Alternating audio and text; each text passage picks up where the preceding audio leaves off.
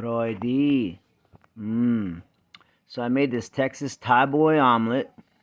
Gotta always throw a little Texas in with the Thai boy. Be authentic to who we are. But got some beautiful kimchi yesterday from Koreatown and Carrollton, as well as some sticky rice from Thailand.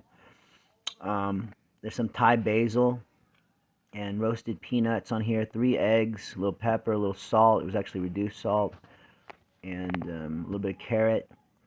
And today we're doing a little bit like a 3 o'clock break fast. So I've been working on getting that a little further. It started off when I very first started it around noon, and then that moved to around 1:32, and now my new thing is try to go 3 to 5 p.m. So just kind of pushing it further and further.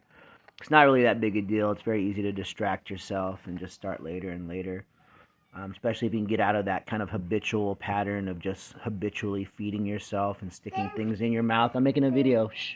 I'll watch in a minute. And, it's just about lifestyle changes and breaking faulty patterns. And you have faulty patterns in all that you do. And one of the biggest one that really affects our health the most is the faulty nutrition patterns and exercise patterns that we've picked up over the years. What is most everybody's pattern is to eat at least 3 meals a day, breakfast, lunch, and dinner, whether you're hungry or not. And, a lot of us probably get a lot more than that. And the truth is you don't need to eat that much food.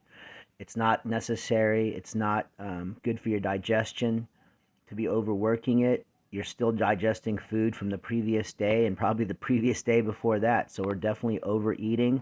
But, it's very hard for big business to sell you fast food and all this other stuff if you are not eating as much as they want you to. So just breaking those patterns is extremely important. One of the beautiful things about intermittent fasting and really getting really good at it, and I'm doing it now for, I want to say this might be my 4th, 5th, 6th year I'm in it now. But one of the beautiful things is when you're not eating so much, you really value, even if you don't cook for yourself, you really value those few meals that you do take in, so you really make sure they're good food and that they taste great. And my food is always so delicious. And to be honest, now that I've started working out again, I can even up my calories and eat more than just 2 meals and a snack and a shake. I'm probably doing like 3 meals, a snack and a shake now. But if you have any questions, feel free to message me. If you want to come by CJJ this week, I am amazing at helping people break their patterns and to really help themselves and to get that health and vitality back. I'll be 50 in 2 years, less than 2 years actually, and I'm actually probably reaching some of the best health in my life, physically, heart health, and I feel great. I've really focused on breaking a lot of addictions this year.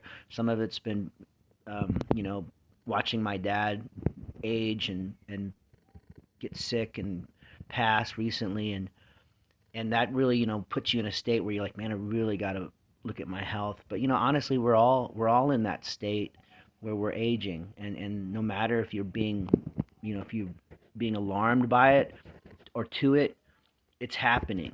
And so there's 2 ways to age, and I kind of use the Thai mom American dad analogy. My dad was always eating fast food and smoking, and he stopped exercising a long time ago.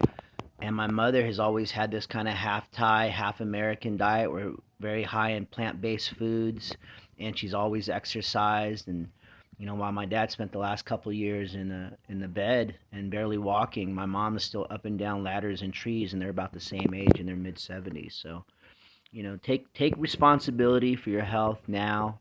Come see me over at CJJ. Text me if you want to come in for a trial or if you need to do a consultation. It's 325-333-5489.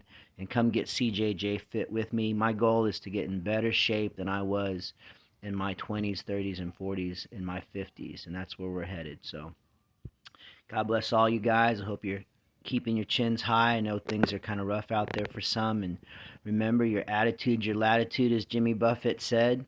And you're telling yourself your story. So if it's not a good one, let's improve it. All right? CJJ Fit. Flex on, sucker.